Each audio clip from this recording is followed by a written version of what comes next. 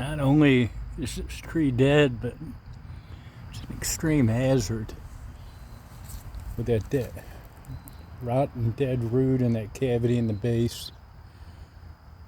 So it's really a good thing that this was revealed after we cleared all this area out here, the base of this tree. And the tree's dead anyway, which they start shedding limbs pretty quickly.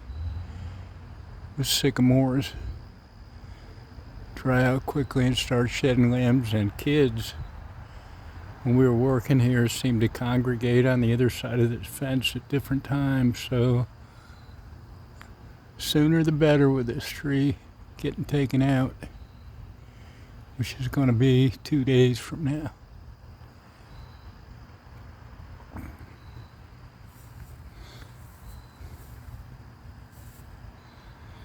Ash Women's property business.